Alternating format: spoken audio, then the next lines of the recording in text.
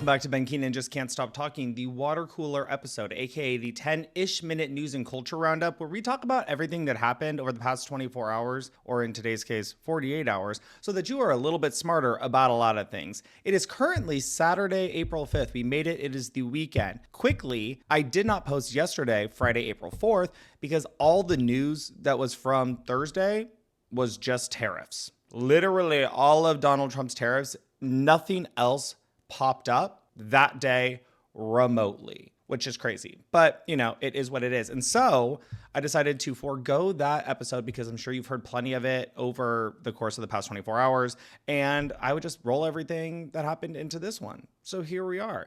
Without further ado, because you've heard me yap enough, let's just go ahead and jump right in. So I know I said I wouldn't give you an update on tariffs, but this is one thing that I thought was really interesting. So a quick update is that turns out when I said every country was tariffed, there were a few that were not: Russia, North Korea, Belarus, Cuba, right? Obviously, we know exactly why that's happening. The craziest part, though, okay, is that there's actually a country, a territory that's owned by Australia up in the Antarctica area called the McDonald Islands, which is solely inhabited by penguins. Even the penguins received a base 10% tariff. The penguins. Like, damn, our country is run by the dumbest people. Apple has added 8 new emojis to the newest update, including a tired face, a fingerprint, a purple splat, a shovel, an old spooky dead tree, a harp, a radish, and a flag of Sark, which is a self-governing island in the Channel Islands. And yet, you still can't make one of the tiny people with red hair. Robert Irwin, son of crocodile and snake person Steve Irwin, who died because he got stung by that manta ray, he has officially entered the modeling game for an underwear brand called Bonds. And let me tell you, this guy is ripped. Good for him. The pics are a little NSFW, but once again, if I looked like that, I'd be posting it online too. Hungarian Prime Minister Viktor Orban has announced that Hungary will withdraw from the ICC, the International Criminal Court, so that he's able to host Israeli Prime Minister Bibi Netanyahu without having to arrest him for entering the country. As a reminder, the ICC has an arrest warrant out for Netanyahu over allegations of Israel committing war crimes in Gaza. New Hampshire Democratic Congressman Chris Pappas announced his run for Senate to replace outgoing Democratic Senator Jeanne Shaheen. I think people, regardless of their politics, have a sense that the system is not working, that there are special interests and big corporations that have outsized influence in our political system. We're in turbulent, dangerous times. But here's what I know.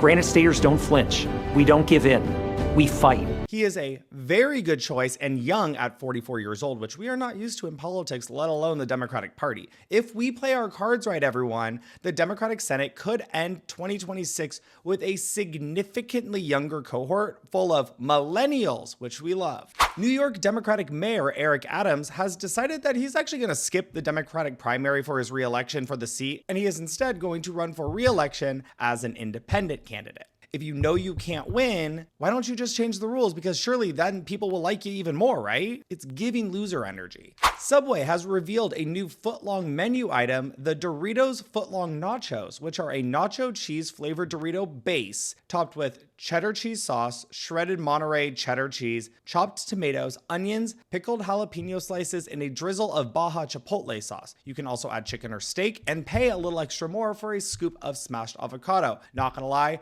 this sounds vile. If I wanted nachos, Taco Bell is right down the street. Australia has banned social media for kids under 16 years old. This will start in December and will impact platforms such as Snapchat, TikTok, Facebook, Instagram, and Twitter. The law is the first of its kind in the world, but it is very questionable on how this is going to be implemented. But I'm sure there will be lawsuits from these platforms anyway, so I would imagine that will all come to light during that time. I'm just saying it seems very unenforceable, right? It's like now everything's like you have to be 14, but it's like people under the age of 14 are obviously on social media because it's all honor system. Kesha has announced her Tits Out tour for the summer with the Scissor Sisters, Slater, and Rose Gray joining her on the tour. She's hitting some pretty unhinged destinations like West Valley City, Utah, and Noblesville, Indiana, Montana, which I love because I like to picture that she's just going to be doing concerts in the middle of rural America, in red states specifically, with like a name like Scissor Sisters and the Tits Out tour. I don't want to know if it's outside of a big city. Like, honestly, if Noblesville is right outside of Indianapolis, don't tell me. The Pentagon's acting inspector general announced that they're now investigating Defense Secretary Pete Hegseth for his use of a signal chat for the Yemen bombing attack plan. Do I think that anything is going to come from this? I am not optimistic. Disney's live-action remake of Tangled has been paused after an underwhelming response to the live-action remake of Snow White with Rachel Zegler. They don't know if it will start back up eventually, but if it does, I will put the ask in now that Sabrina Carpenter play Rapunzel. The 2025 VMAs are being broadcast by CBS for the first time ever instead of being broadcast by MTV. Does that technically still make them the MTV VMAs or just the VMAs? Like the Moon Man, the little statue, has a flag that says MTV on it. So it's like, do they just change it to a regular flag? Because a flag that says CBS is just going to look silly. And does that make everyone who has a Moon Man from MTV, do those VMAs suddenly become like more valuable or less valuable because it's no longer a thing? Just some food for thought. The Dow has dropped more than 1,600 points today due to Trump's tariffs, marking the biggest wipeout of the stock market since 2020 and the first time ever that the Dow has dropped more than 1,500 points on back-to-back days. And if you were curious, countries around the world have started putting tariffs back on the US in response to the tariffs that Donald Trump put on them, in response to the tariffs that they put on us. It's all very messy, but China announced 34% tariffs on the US, which is part of the reason that 1,500 points, like when it opened this morning. And if you're finally thinking, wow, maybe this will finally wake some of the money-hungry folks up, here is what Fox News' host Janine Pirro had to say. And you know what? I don't really care about my 401k today. You know what? Not that I can afford it, not that it isn't important, not that I'm not at a point in my life when I should be worried about my 401k, because I am. But this is what I believe. I believe in this man. Also, the NASDAQ is down 20% since Trump took office, and he's out golfing today yet again. So make America great again. Am I right? Russell Brand has been charged with rape, indecent assault, and sexual assault by London's Metropolitan Police. According to Variety, the charges relate to 4 separate women and incidents that took place between 1999 and 2005. Here is his response. Firstly, thank you for these incredible and overwhelming messages of support. We're very fortunate in a way to live in a time where there's so little trust in the British government. We're very fortunate, I suppose, that this is happening at a time where we know that the law has become a kind of weapon to be used against people, institutions, and sometimes entire nations that will not accept and tolerate levels of corruption that are unprecedented. I'm speaking particularly to those of you that are watching this in the UK. How do you feel about your legal system right now? How do you feel about some of the high-profile cases that are not being pursued and prosecuted? How do you feel that the Southport murders were handled? How do you feel about the government of Keir Starmer? Now, that's just sort of general context. Me, I've always told you guys that when I was young and single, before I had my wife and family, we're just out of shot over there, my beautiful children, I was a fool, man. I was a fool before I lived in the light of the Lord. I was a drug addict, a sex addict, and an imbecile. But what I never was a rapist. I've never engaged in non-consensual activity. I pray that you can see that by looking in my eyes. I want to thank all of you for your continuing support. I want to let you know that our show will be on Rumble on Monday. Thanks for your support there. And of course, I'm now going to have the opportunity to defend these charges in court, and I'm incredibly grateful for that. In the meantime, you lot, stay free. And we will be continuing to discuss this matter. Praise the Lord. The Democratic Party has launched what they're calling the People's Cabinet in order to counter messaging from the White House and Republicans across the country. Hey, it's Ken Martin. I want to tell you about the People's Cabinet that the DNC is launching today. I have been traveling across the country nonstop since I started this job, and what I hear over and over is this: Americans want us to fight back against Trump's lies and offer a better alternative. Trump has stacked his cabinet with out-of-touch billionaires who are causing chaos and hurting working people. That's why we are launching the People's Cabinet. It will be made up of experts, leaders, and everyday Americans who will share reliable and accurate information that you can use to fight back. Stay tuned for more. Now, I don't know if this is similar to what the UK does where they have like a shadow cabinet, but I guess we'll have to wait and see. I mean, it's better truly than nothing. JPMorgan has officially announced that they are predicting a recession this year. So that sucks. And on the back of that, Federal Reserve Chair Jerome Powell says that the Trump tariffs will likely raise inflation and slow US economic growth. Womp. Womp. Trump responded by posting on Truth Social saying, quote, "This would be a perfect time for Fed Chairman Jerome Powell to cut interest rates. He is always late, but he could now change his image and quickly. Energy prices are down, interest rates are down, inflation is down, even eggs are down 69%, and jobs are up, all within 2 months. A big win for America. Cut interest rates, Jerome, and stop playing politics." Of course, most of that is just patently wrong and blatant lies, but what's stopped Trump from blatantly lying in the past for political gain?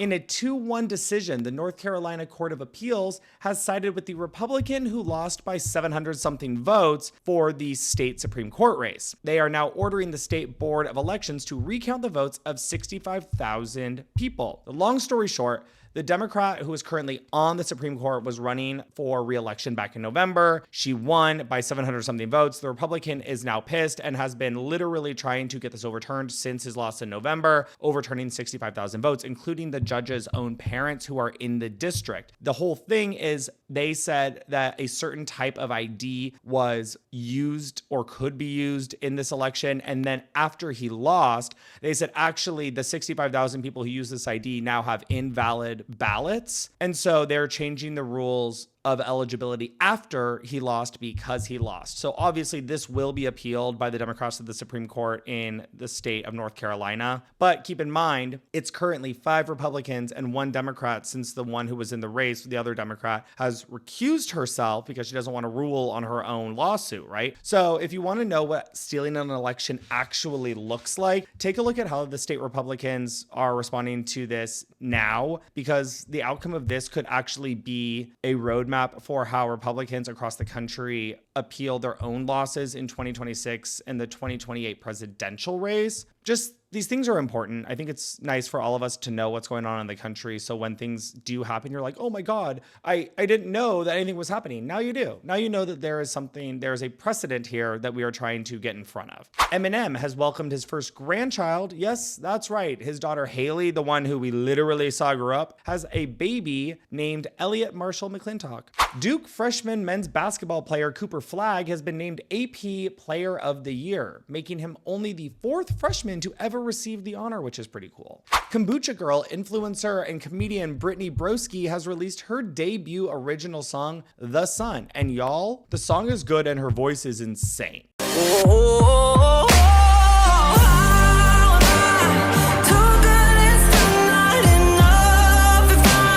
Ed Sheeran has released his new single, Azizam, from his upcoming album, Play.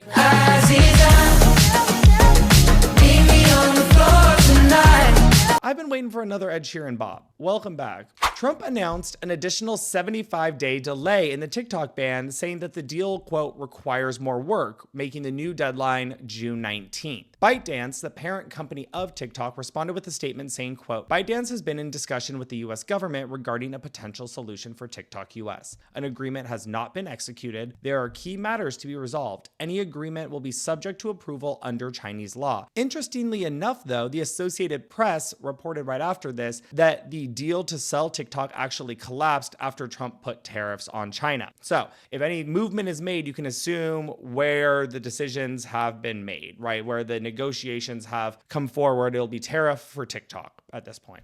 The U.S. Supreme Court has approved Trump's freezing of millions of dollars in grants used to address teacher shortages in poor and rural areas. Remember when Trump said that he loves the uneducated because they vote for him? Well, just keep in mind that 64% of rural voters voted for Trump in 2024. And now he's actively voting to keep them uneducated. Interesting. And finally, I told you like a couple episodes back that FKA Twigs was having visa issues, so she was going to cancel some of her stops on the North American tour, but she was going to be able to perform at Coachella. Well, she said that the issues are still ongoing, so now she's canceling her entire North America tour, including her appearance at Coachella. I am actively removing her from my playlist as we speak, because if you're not performing, you're not getting a place on my playlist. And that's it. That is all the news that happened today and yesterday, a little bit. I will be back on Tuesday with more news, because news is always happening, and that news on Tuesday will be from Monday, right? Does that make sense? If you cannot wait until next Tuesday, you can always find me on social media. I am on TikTok and YouTube at I've Been Traveling. I am on Instagram and Threads at Ben Keenan. You can always find me here on the podcast at Ben Keenan Just Can't Stop Talking on Spotify and Apple Podcasts. Don't forget to share, like, subscribe, comment, host a viewing party, whatever it might be, because we're trying to grow this pretty fast. I actually gained a lot of followers in the past 24 hours, which I love. Welcome if you're new here. All right, until Tuesday, have a great weekend. Go outside, touch some grass. Bye.